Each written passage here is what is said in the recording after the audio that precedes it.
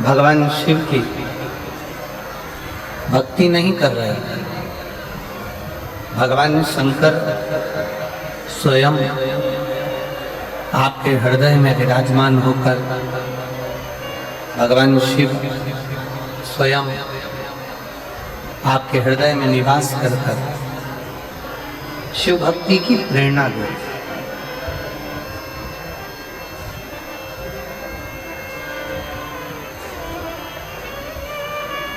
बचपन हो,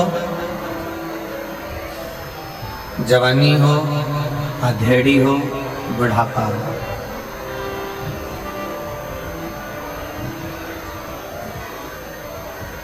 अवस्था कोई भी हो, प्रेशर खोलिए, प्रेशर सब दूर कर दो। अवस्था कोई भी हो, किसी भी अवस्था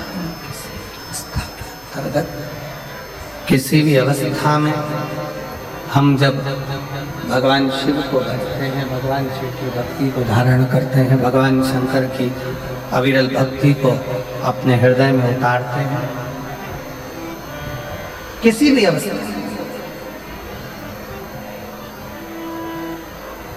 तो शास्त्र कहता है कि केवल वही अवस्था ही नहीं, हमारे जीवन में हम जितनी बार इस मृत्यु लोक में जन्म लेंगे या ले चुके होंगे, वो हमारे जन्म भी हम किसी भी अवस्था में भगवान शंकर की भक्ति कर कर संवार सकते हैं, किसी भी अवस्था।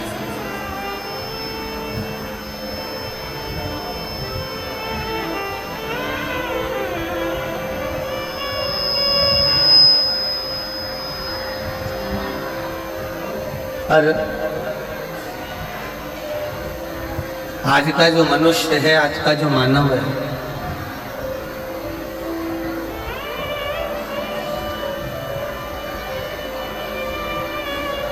वो भगवान की अविरल भक्ति को छोड़कर, शिव तत्व को छोड़कर दूसरे मार्ग की ओर जाना चाहता है।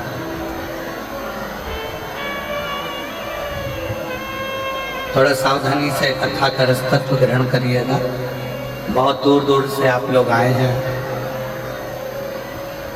जहां जगह मिले वहां बैठकर कथा को सुनो।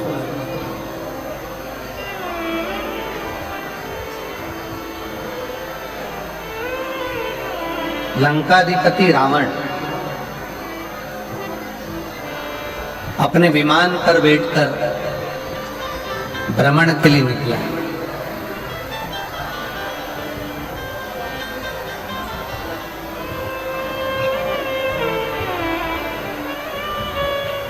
और लंकाधिपति रावण जब विमान पर बैठकर भ्रमण के लिए निकला, उसका विमान उड़ते उड़ते उड़ते उड़ते कैलाश पर्वत के ऊपर आया।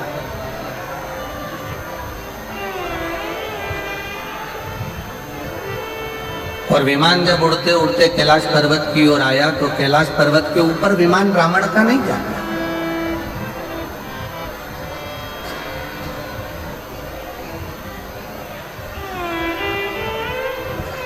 रावण का विमान स्थिर हो गया, रुक गया, पर कैलाश पर्वत पर से रावण का विमान उड़ नहीं पाया।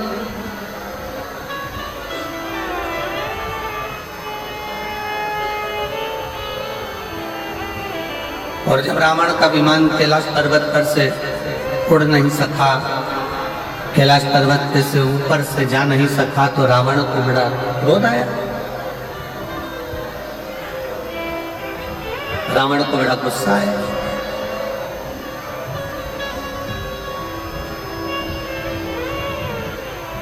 क्रोध आने का कारण क्या था?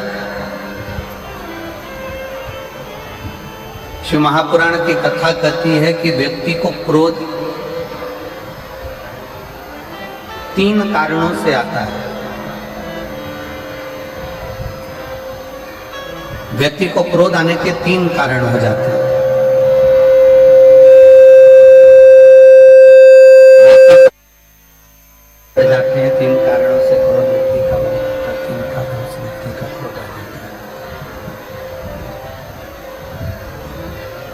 पहले नंबर पर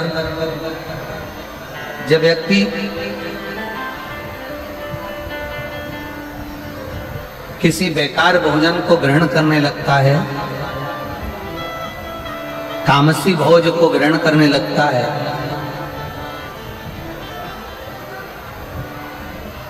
जिस भोजन को मनुष्य को नहीं करना चाहिए, मानव को नहीं करना चाहिए,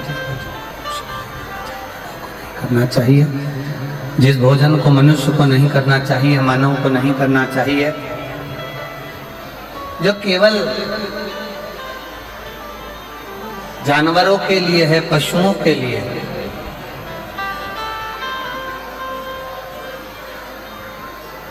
और ऐसे भोजन को अगर मनुष्य ग्रहण करता है, ऐसे भोजन को यदि मनुष्य ग्रहण कर रहा है, मनुष्य अगर ऐसे भोजन को ग्रहण कर रहा है तो उसके अंदर क्रोध बढ़ेगा, उसके भीतर क्रोध बढ़ता है। साउंड सेट कर दो भाई।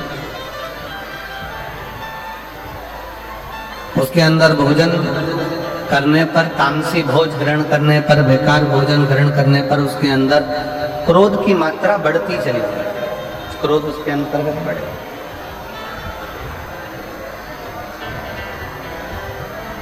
क्रोध बढ़ता चले जाए। और दूसरा नंबर का जो क्रोध बढ़ने के 3 कारण बताए हैं, उसमें से पहले नंबर का है कि हमारा भोजन, हमारा करने वाला अन्न भाग, हमारे भोजन हम कैसा ग्रहण कर रहे हैं, उस भोज के कारण बस हमारा क्रोध बढ़ता है।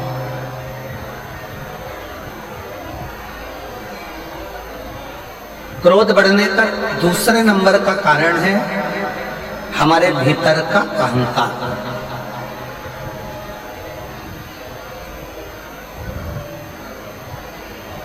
क्रोध बढ़ने का दूसरा कारण हमारे यहाँ बताया गया, हमारे भीतर की अभिमतता, हमारे भीतर का अहंकार, हमारे भीतर का हम अभिमान। जब हमारे भीतर अभिमान आ जाता है और हम को लगता है कि मेरे पास ये पद है, मेरे पास ये प्रतिष्ठा है, मेरे पास ये इज्जत है, मेरे पास ये सम्मान है, मेरे पास ये आदर है, मेरे पास ये संस्कार है,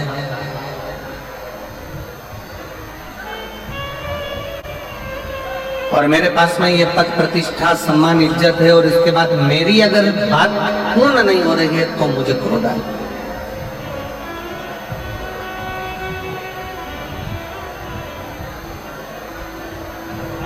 क्रोध आने के 3 कारणों में से पहला कारण है हमारा किया गया भोजन, हमारा करा गया अन्न भाग। कहीं हम गलत भोजन तो नहीं ग्रहण कर रहे हैं, कहीं हम तामसी भोजन तो नहीं ग्रहण कर रहे हैं, कहीं बेकार भोजन तो नहीं ग्रहण कर रहे हैं, कहीं हम बेकार भोजन को तो ग्रहण नहीं कर रहे हैं। पहले नंबर का है हमारा भोजन। दूसरे नंबर पर है हमारे भीतर की अभिमतता, हमारे भीतर का अभिमान, हमारे भीतर का अहंकार, हमारे भीतर की अभिमतता, अभिमान। और तीसरे नंबर का जो क्रोध आने का कारण बताया, हमारे मन के अनुकूल कोई कार्य ना हो, हमारे मन के अनुसार कोई कार्य अगर नहीं हुआ तो क्रोध जागृत हो। और मेरी जितनी जीजियां बैठी हैं जसपुर की, मेरी सारी जीजियों से मेरा निवेदन, और जितने मेरे जीजा यहाँ बैठे हुए हैं उन जीजाओं से निवेदन है कि क्रोध को आने से पहले विचार करना था कि ये क्रोध आ क्यों रहा है, इस क्रोध के आने का कारण क्या है, ये क्रोध क्यों आ रहा है, ये क्रोध के आने का कारण क्या है, ये क्रोध आ क्यों रहा है, किस लिए। इसलिए हमारे यहाँ शायद पूर्व में हमारे शास्त्रों में जैसा खाया अन्न वैसा हो गया मन। हम जैसा अन्न ग्रहण करते हैं, हम जैसा अन्न भाग पाते हैं, हम जैसा अन्न ग्रहण करते हैं, वैसा वैसा हमारे जीवन की रेखा में वो कार्य होता है।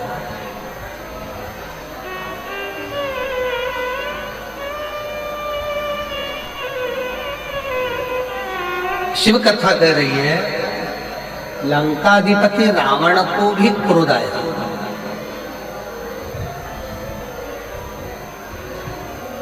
और लंकाधिपति रावण को क्रोध आने का केवल कारण क्या था कि लंकाधिपति रावण ने ये विचार करा कि मैं लंका का राजा, मैं लंकेश, और मेरा विमान जिनके अधीन मैंने देवताओं को भी अपने अधीन कर रखा है, और वो देवता मेरे अधीन होने के बाद भी अगर मेरा विमान यहाँ से जा रहा है तो वो विमान कैलाश पर्वत पर क्यों रुक गया?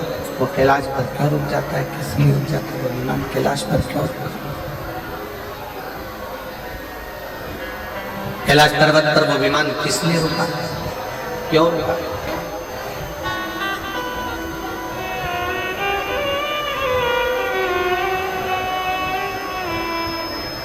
लंका के राजा रावण के भीतर ये थोड़ा सा अभिमान, लंका के राजा रावण के अंदर ये थोड़ी सी अभिमतता, लंका के राजा रावण के अंदर ये थोड़ा सा अभिमान बहुत क्रोध को उत्पन्न करता है। बहुत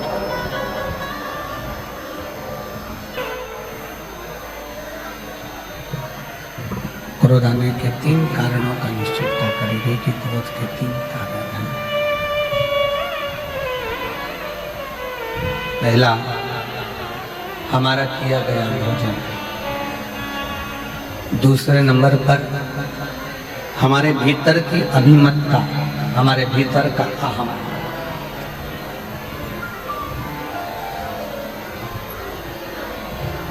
और तीसरे नंबर पर है हमारी जो हमने सोचा है, जो हमने विचार किया है, जो हमने मन में विचार करा है वो पूर्ण न।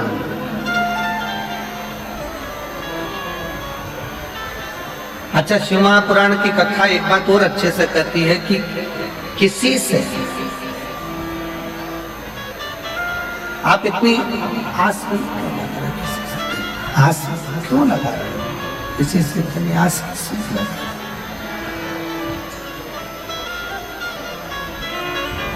संसार के लोगों से यदि हम आस लगाकर बैठते हैं तो एक ना एक दिन हमारी वो आस टूटती जरूर है।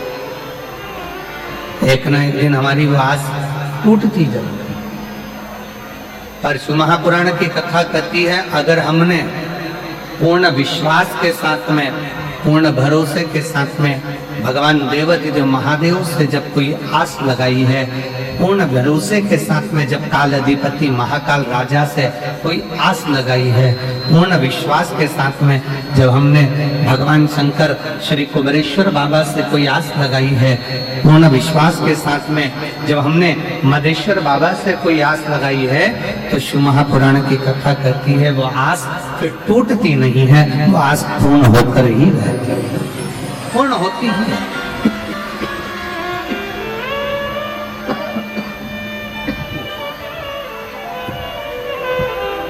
वो आस पूर्ण होकर ही रहती है, आस पूर्ण ही होती है।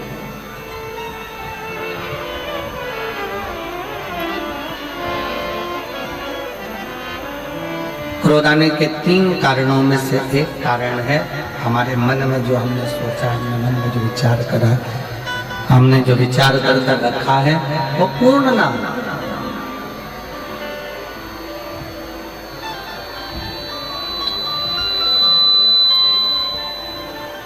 हमारी आस टूट जाए, ये क्रोध का ये तीसरे नंबर का जो कारण है ना, यह बड़ा विशेष है। एक पति पत्नी से आस लगाकर बैठता है, पत्नी पति से आस लगाकर बैठती है, सास बहू से आस लगाकर बैठती है, बेटा माँ बाप से आस लगाकर बैठता है, और माँ बाप बेटे से आस लगाकर। और शिव महापुराण की कथा कहती है कि आपके बच्चे कलेक्टर बन जाए, आपके बच्चे एसपी बन जाए, आपके बच्चे मिनिस्टर बन जाए, आपके बच्चे जज बन जाए, आपके बच्चे उच्च पद पर बैठ जाए, आपके बच्चे बहुत अच्छे सिंहासन पर बैठ जाए, बहुत अच्छी प्रतिष्ठित, बहुत अच्छा पद प्रतिष्ठा है कि मेरा बच्चा बैठा हुआ है, तो वो मुझे संभाले, वो मुझे भगवान से प्रार्थना, भगवान से निवेदन करना, भगवान से विनय करना, विनती करना कि हे देवाधिदेव महादेव, मेरे बच्चों को भले उनकी मंजिल तक पहुंचाना, बड़े ऊंचे पद पर पहुंचाना, बड़े प्रतिष्ठित बनाना, बहुत अच्छा सिंहासन दिलाना मना नहीं है, पर हे भोलेनाथ, मेरे बुढ़ापे को ऐसा मत बनाना कि मैं अपने बच्चों के अधीन हो जाऊं। मेरे बुढ़ापे को ऐसा बनाना कि मैं तेरे चरणों के अधीन हो जाऊं, मैं तेरे चरणों के अधीन हो जाऊं, तेरे ऊपर अधीन हो जाऊं, तेरे चरणों से तेरे चरणों की विनती में, तेरे चरणों के अधीन होकर मैं अपने जीवन को जीऊं, किसी के आश्रित होकर नहीं, किसी पर आश्रितता धारण कर नहीं, किसी पे आश्रित होकर नहीं, किसी पर आश्रित होकर मेरा जीवन न जाए, मैं तुझ पर आश्रित हूं, तेरे चरणों के बल पर मैं अपना पूर्ण जीवन निकाल सकता।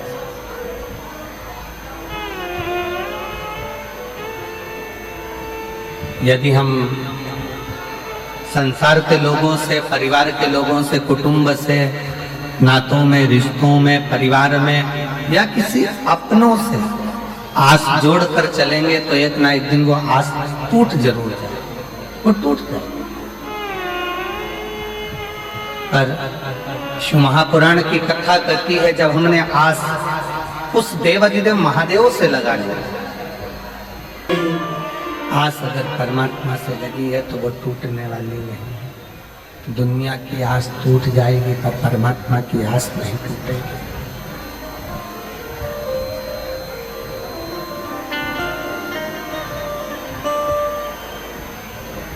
जितना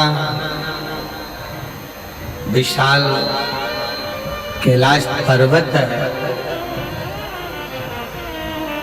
दुनिया की दृष्टि में लगता है कि ये कैलाश पर्वत है। शिव महापुराण की कथा प्रेरणा देती है, भगवान शंकर की कथा प्रेरणा देती है, बताती है भगवान शिव की कथा। जितना विशाल कैलाश पर्वत है, शिव महापुराण की कथा कहती है, उतना विशाल मेरे देवाधिदेव महादेव का दिल भी है। जो कैलाश की शरण में आता है वो शंकर के हृदय में आकर निवास करता चले जाता है, शिव के हृदय।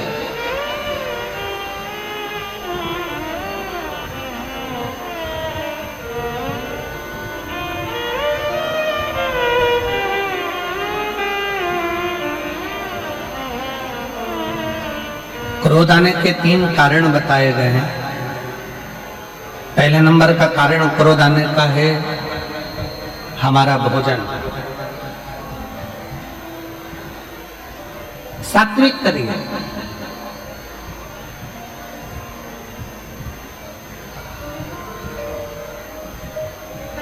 अच्छा भोजन ग्रहण करिए, गलत भोजन का त्याग करिए। दूसरे नंबर का है हमारे भीतर की अभिमत्ता, अहंकार। हमारे अंदर कितना भी अभिमान हो, हमारे भीतर जो अभिमान आ रहा है, अभिमत्ता आ रही है, अहंकार आ रहा है, इसका त्याग करते हैं। अगर अभिमान हमारे भीतर आता चले गया, अहंकार हमारे भीतर आता चले गया, तो ये अभिमान हमने क्रोध की उत्पत्ति करा दी, क्रोध को प्रकट करा, क्रोध की उत्पत्ति करा। खींच खींच के बोलना पड़ रहा है, थोड़ा सा उसको सुधारो, माइक को बहुत खींचना पड़ रहा है, तब आवाज निकल रही है उसमें।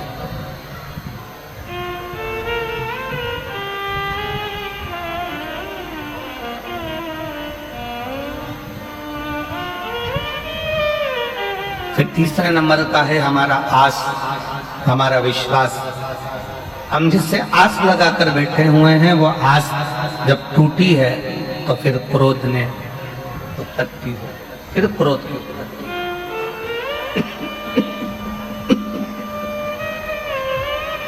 क्रोध बढ़ गया।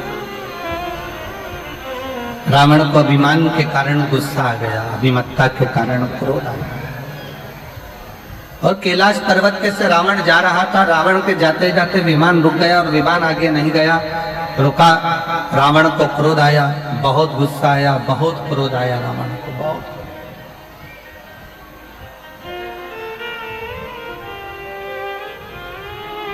और रावण को इतना क्रोध आया, इतना क्रोध रावण के अंतर्गत आ गया कि रावण उसी पल, उसी क्षण उस कैलाश पर्वत को अपने हाथों से उठाकर फेंकने लगा। उसी क्षण, उसी पल, उसी घड़ी।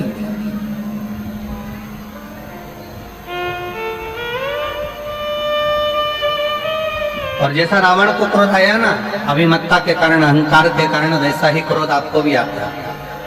वैसा क्रोध संसार के कई मनुष्य को आता है। उसकी अभिमत्ता के कारण पत्नी ने चाय बनाकर ला कर दी, गिलास में चाय ला कर दे दी, और जरा सा क्रोध आया और उसने गिलास का चाय उठाकर बाहर फेंक दिया।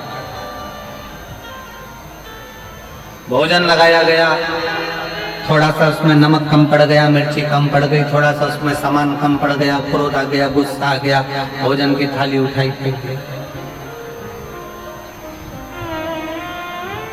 क्रोध की, अभिमत्ता की।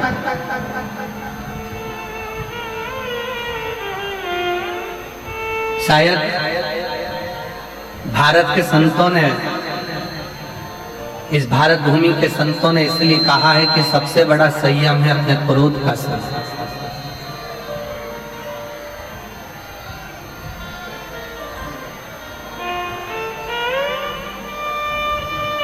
सबसे बड़ा संयम है अपने क्रोध का संयम, क्रोध का संयम। रावण ने कैलाश पर्वत को उठाना चाहा, और कैलाश पर्वत जब उठने लगा, रावण हिलाकर थक गया, पर कैलाश पर्वत रावण से हिलता तक नहीं है, उठता तक, उठ ही नहीं, उठा ही नहीं। और रावण को लगा कि इस पर्वत को तो मैं फेंक सकता हूँ, इस पर्वत को तुम उठाकर डाल दूंगा, इस पर्वत को तुम उठाकर फेंक दो, इस पर्वत को तो मैं उठाऊंगा और फेंक दूंगा। पर रावण उस पर्वत को हिला नहीं सका, उठा नहीं सका, उठा नहीं।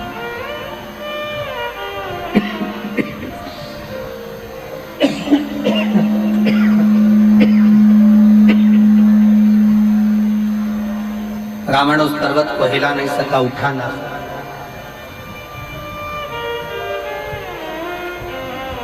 पास में नंदी बैठे हुए थे, नजदीक में नंदी बैठे,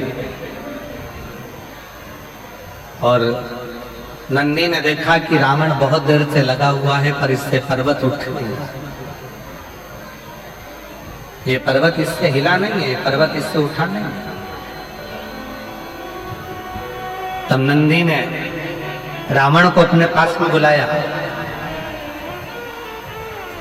और रावण को बुलाकर नंदी ने कहा, इस पर्वत को हिलाने की जरूरत नहीं है और पर्वत को उठाने की जरूरत नहीं है।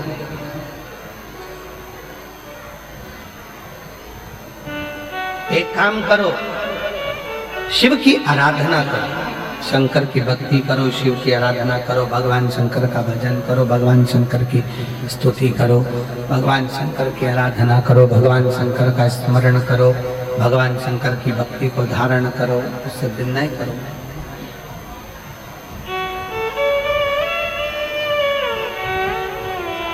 जैसे राम जी समुद्र को सुखाना चाहते हैं, पर समुद्र देवता से जाकर कह दिया गया कि आप राम जी से विनय करो, निवेदन करो, प्रार्थना करो, उनसे विनती करो।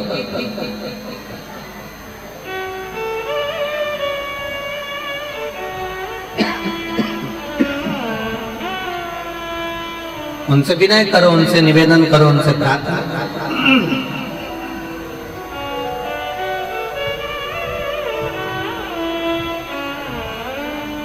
नंदी ने, भगवान शंकर के सम्मुख में बैठे हुए नंदी ने उसी पल, उसी क्षण, उसी घड़ी लंकापति रावण को बुलाकर कहा कि अगर ये शिवलिंग नहीं हिल रहा है, ये भगवान शंकर का कैलाश पर्वत अगर तुमसे नहीं उठ रहा है, अगर ये कैलाश हिल भी नहीं रहा, और ये कैलाश पर्वत अगर तुमसे हिल भी नहीं रहा, उठ भी नहीं रहा, तो एक काम करो, तुम शंकर की स्तुति करना प्रारंभ करो। शिव की स्तुति करिए, शंकर की प्रार्थना करिए, शंकर से विनय करिए, शिव से निवेदन करिए।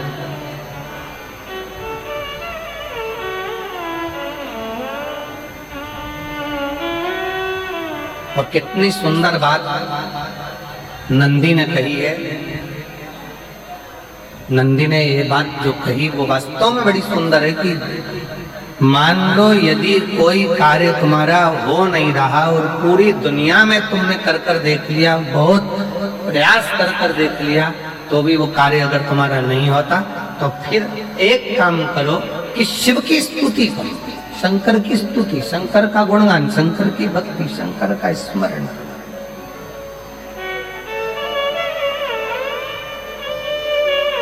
फिर शिव की स्तुति करिए, शंकर से विनय करिए, शंकर से निवेदन करिए, शंकर का गुणगान करिए।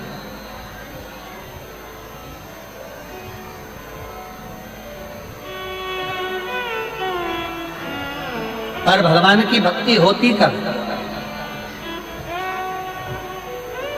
जितने आस्था चैनल पर कथा सुन रहे हैं, जितने फेसबुक यूट्यूब पर कथा सुन रहे हैं, जितने पंडाल में बैठकर शिव भक्त कथा को रसपान कर रहे हैं, उनसे निवेदन करूंगा कि शंकर की भक्ति होती कब है, शंकर का स्मरण कब होता है, शंकर की भक्ति कब होती है, शंकर की कथा सुनने में मन कब लग सकता है?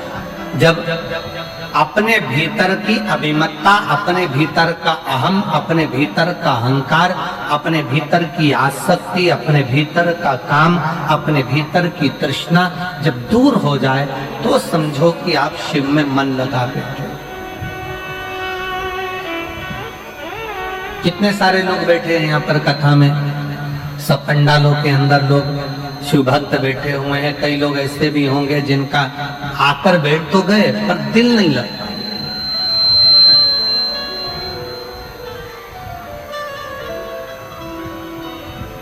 मन नहीं लगता।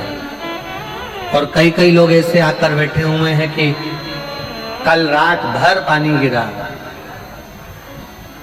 पूरी रात बिजली चमकी, बादल गरजे और हवा भी चली और पानी भी गिरा। पंडाल के अंदर कई मेरी माताएं, कई मेरी जीजियां उस पानी में भी, उस हवा में भी, उस बारिश में भी पूरी रात पन्नी बिछाकर, उस पे अपनी दरी बिछाकर पूरी रात बस केवल कथा के लिए पड़ी रहीं, सोती रहीं और बाबा का भजन करती रहीं पूरी रात।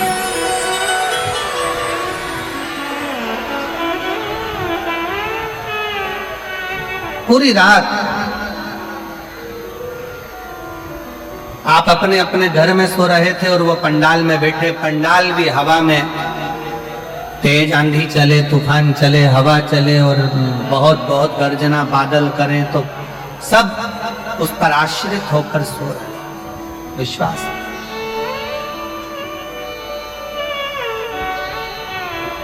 और ना जाने कहां कहां से आए हैं और दिल लगाकर बैठे हुए हैं कि बस भगवान की कथा सुनना है, बाबा से विनय करना है, बाबा से विनती करना है, निवेदन करना है, उस कथा को अपने दिल में होता कथा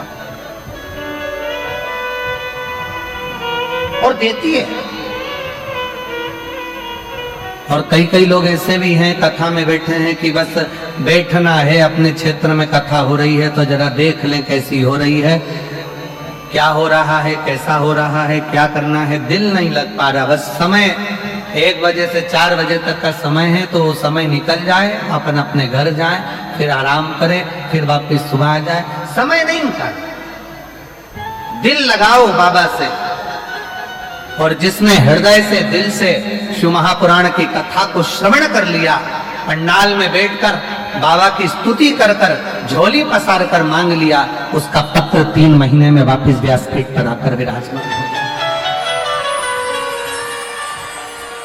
बोल बम का नारा है, बाबा एक सहारा। आप दिल से उससे प्रार्थना तो करो। एक पत्र है, कितना सुंदर, देखिए।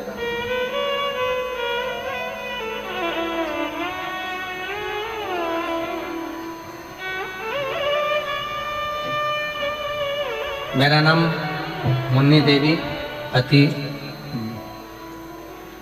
मेरा नाम मुन्नी देवी और पति का नाम मुन्ना गुप्ता।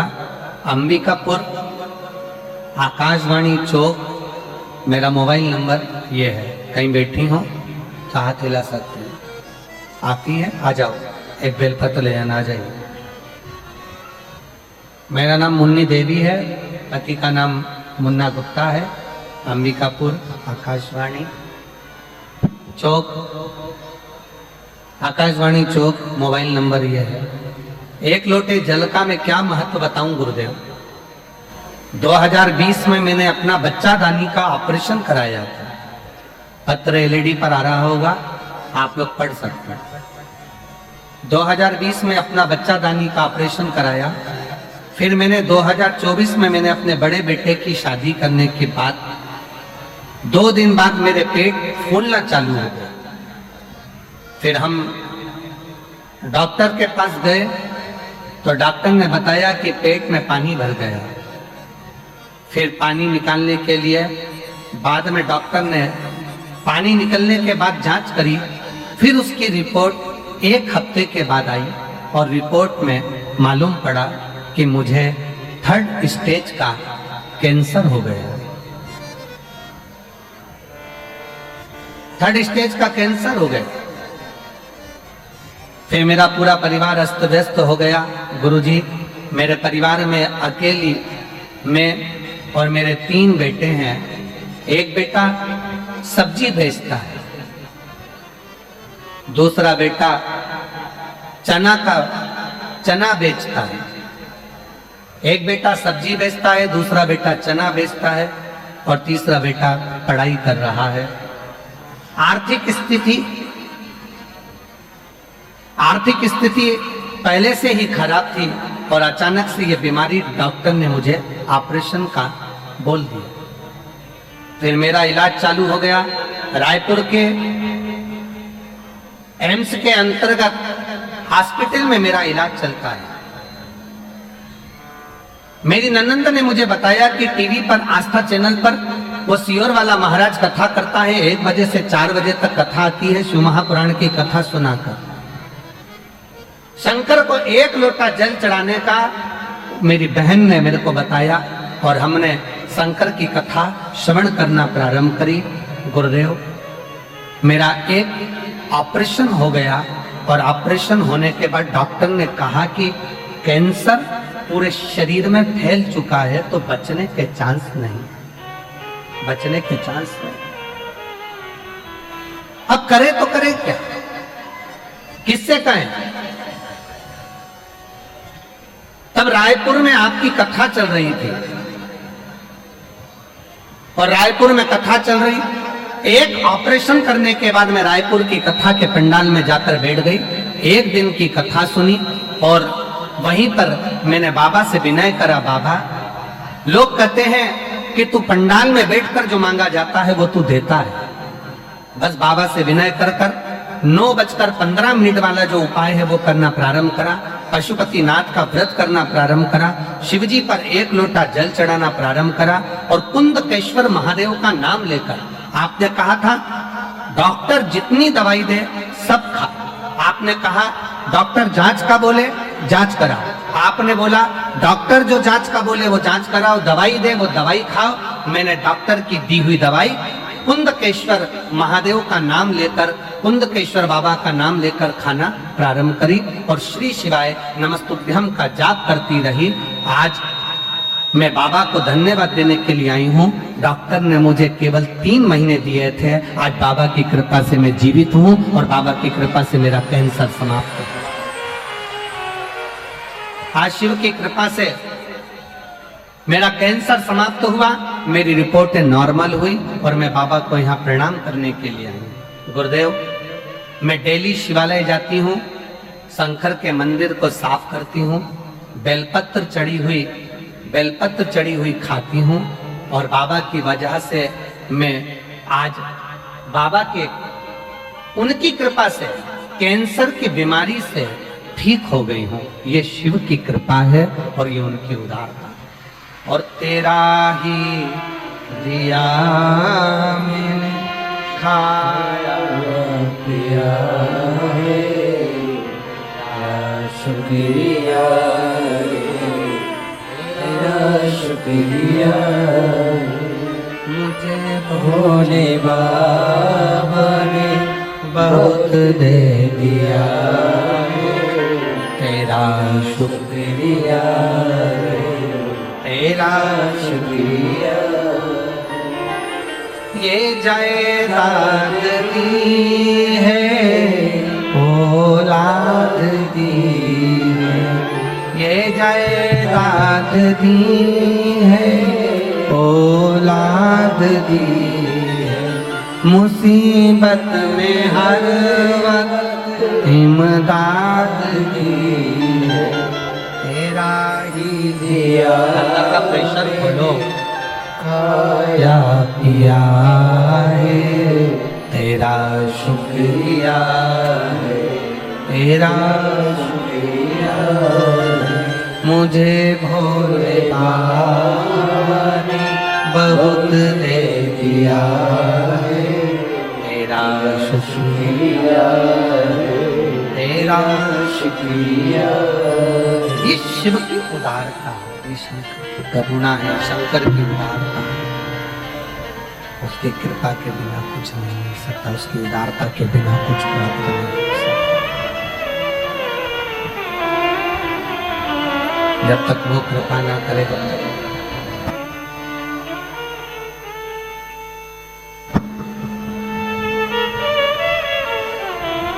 शिव की कृपा के बिना, शंकर की उदारता के बिना,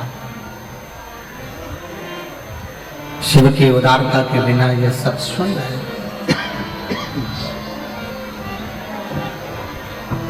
आप जिस भरोसे पर, जिस विश्वास के साथ,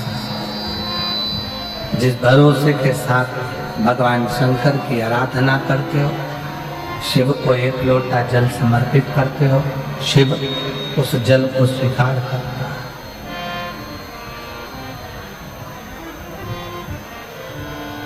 मेरा देवाधिदेव महादेव उस जल को स्वीकार करता है।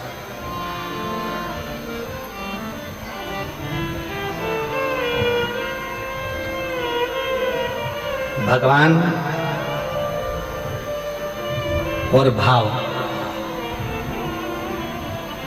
दोनों में अंतर है।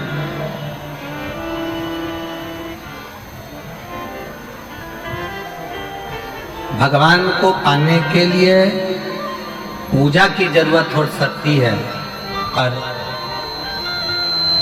शिव महापुराण की कथा कहती है कि भगवान को भजना है तो पूजन की जरूरत होगी, सामान की जरूरत होगी।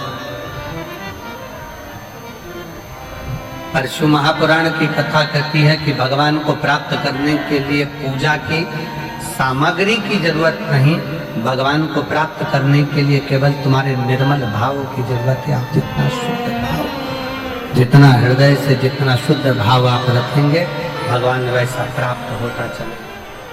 केवल भाव की शुद्ध, भाव की निर्मल।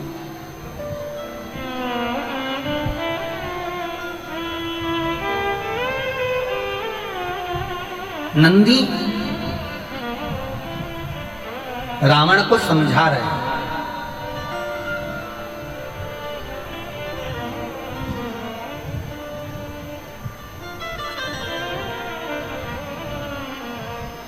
रावण, ये पर्वत उठाने की जिद मत कर, ये पर्वत तुझसे उठने वाला नहीं है, ये कैलाश पर्वत है, तुझसे नहीं उठेगा, तू इसको उठा नहीं पाएगा, तू उठा नहीं सकता, तेरे बस का है नहीं। एक काम कर, शिव की भक्ति करना प्रारंभ कर।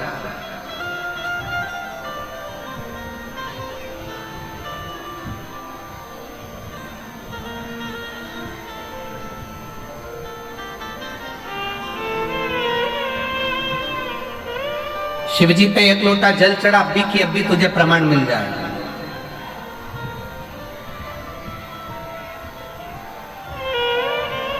एक महिला बैठी हुई है जिसको डॉक्टर ने कह दिया था कि तुम्हें घुटने बदलना पड़ेंगे और तुम्हारे घुटने बेकार हो गए।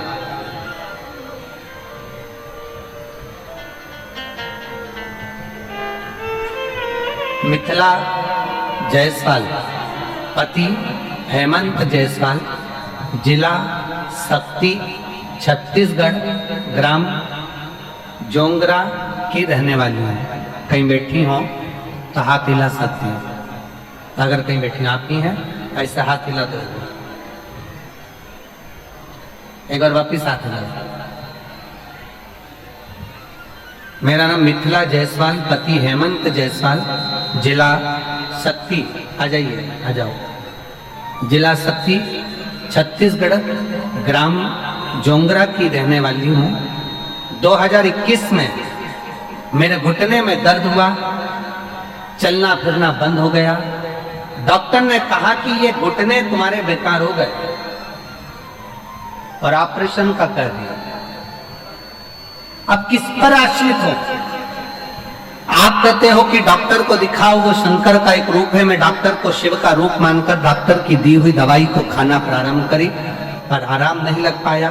तब आपने जो शिवरात्रि के सरसों के फूल का उपाय बताया था, वो सरसों के फूल वाला उपाय करना प्रारंभ करा और उस फूल को चढ़ाना, जल चढ़ाना, शंकर का चढ़ा हुआ जल को पीना और एक बेलपत्र खाना प्रारंभ करा। आज बाबा की कृपा से मुझे घुटने बदलने की जरूरत नहीं पड़ी। मेरे घुटने पूर्ण तरह से,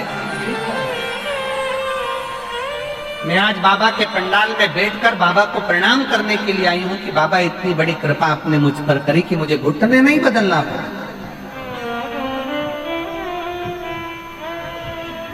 जब हमारा भरोसा, जब हमारा विश्वास दृढ़ होता है, भरोसा प्रबल होता है, विश्वास दृढ़ होता है, भरोसा जब प्रबल होता है तो शिव को मिलने में देरी नहीं लगती। फिर शंकर मिल जाता है,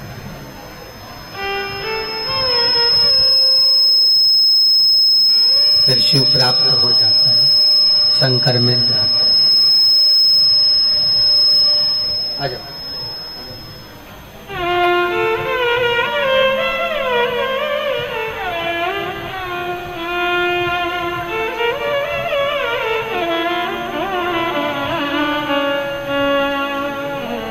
और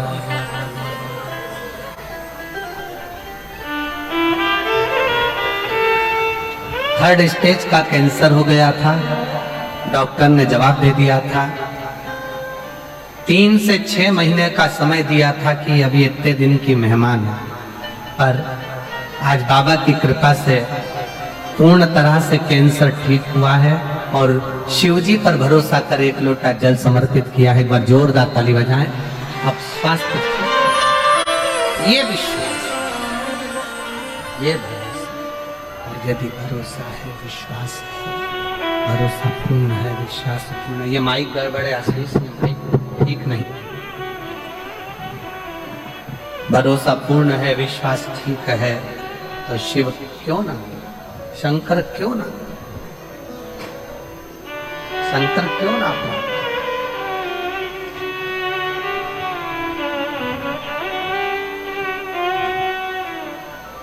रावण से कहा, लंकापति रावण से कहा नंदी ने, नंदी, लंकापति रावण से कह रहे हैं कि नंदी बोल रहे हैं, रावण कैलाश पर्वत अगर तुझसे उठा नहीं है, कैलाश पर्वत तुझसे उठ नहीं पाया है, कैलाश पर्वत तू उठा नहीं पाया है, कैलाश पर्वत में अगर तू उठा नहीं सका है,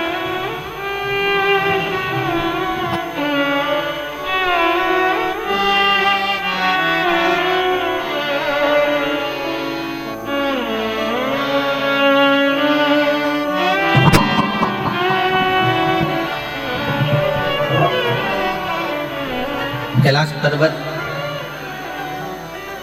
अगर तेरे से उठ नहीं पा रहा और तू अगर कैलाश पर्वत को उठा नहीं सका तो उठा नहीं पा रहा, तो एक काम कर, अब शिव की आराधना कर, शंकर की भक्ति कर, शंकर का स्मरण कर।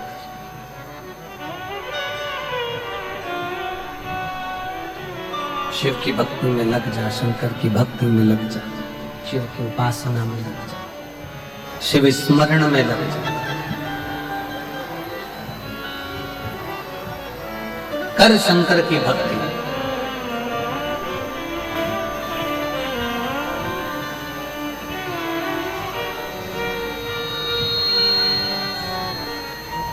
रावण ने नंदी से पूछा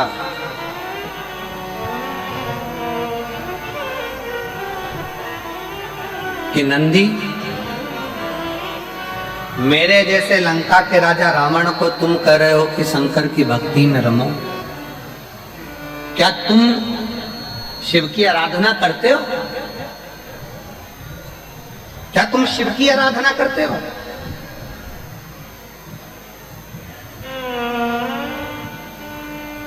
रावण जैसे ही बोला तो नंदी ने कहा कि शंकर की आराधना का फल क्या है, शिव की आराधना का तात्विक सुख क्या है? हे रावण, तू कैलाश पर्वत बाद में उठाना, अगर मैं जहां बैठा हूं मेरी पूंछ को अगर तू एक पूंछ का एक बाल अंश मात्र भी उठा देगा तो मैं शंकर भगवान से प्रार्थना कर कर पूरा कैलाश पर्वत उठवा दूंगा। एक अंश मात्र भी अगर तूने उठा दिया, एक अंश मात्र भी तू उठा दे तो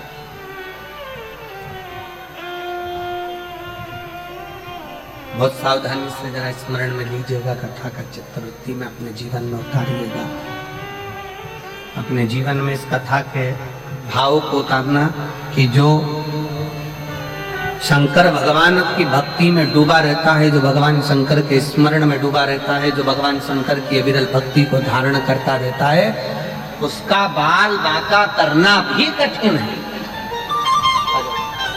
उसका बाल बांका करना भी कठिन है।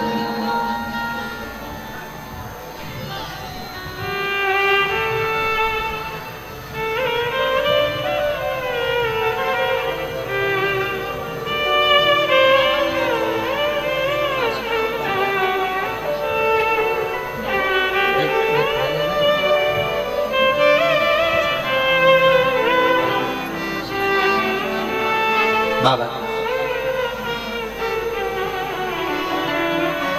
एक बाल बांका करना भी कठिन है। अगर जो शंकर की भक्ति में, शिव की उपासना में, शंकर की स्तुति में, शंकर के गुणगान में, शंकर के निवेदन में, शंकर के भजन में जो डूबा हुआ है, उसका बाल बांका भी नहीं हो पाता है, बाल बांका भी नहीं कर सकता।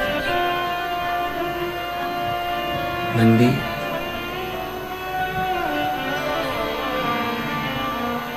बहुत सुंदर प्रसंग में रावण की कथा कर रही है, शिव पुराण कर रही है।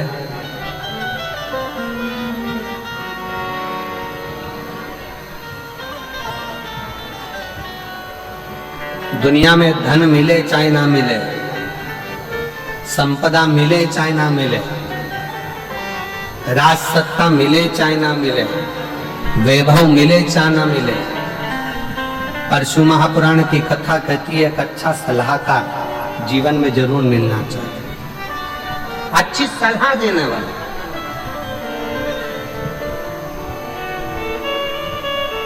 और रावण की लाइफ में, लंकापति रावण के पूरे जीवन में अच्छी सलाह देने वाला कोई नहीं मिला। केवल रावण को अपनी लाइफ में सलाह देने वाले केवल 3 मिले थे। एक मिली थी मंदोदरी, दूसरे नंबर पर मिले थे विभीषण, और तीसरे नंबर पर मिले थे रावण को सलाह देने के लिए श्री हनुमान जी महाराज, जिन्होंने सलाह दी रावण को कि रावण तो भगवान की भक्ति कर, भजन कर, स्मरण कर, उनकी शरणागति ग्रहण कर, उनके चरणों में जाकर निवास कर, उनके चरणों में पहुंचकर तू निवास कर। सलाह बहुत सारा वैभव मिले ना मिले, धन मिले ना मिले, संपदा मिले ना मिले, सत्ता मिले ना मिले, प्रतिष्ठा मिले ना मिले, पर अच्छा सलाहकार मिलना जरूरी है। आज के जमाने में लोग अच्छी सलाह नहीं दे पाते। जिस समय पर राम जी सेना लेकर आए, रावण के सामने युद्ध हो रहा था, रावण और राम का युद्ध प्रारंभ होना था, और मंदोदरी ने रावण को सलाह दी कि सीता जी को वापस लौटा दो और जाओ। रावण से कहा कि राम जी की शरणागति ग्रहण कर लो, सीता को वापस लौटाओ, राम जी की शरणागति ग्रहण करो, जाओ कि मेरी सलाह मान लो। रावण तुरंत अपनी सभा में जाकर बैठ गए, और जितने सभा में सलाह देने वाले बैठे थे, पूरी सभा सलाह देने वालों से भरी पड़ी थी और रावण ने कहा कि राम और रावण का युद्ध होने वाला है, मुझे सलाह दो, करना क्या है। क्या करना है, सलाह दीजिए। तब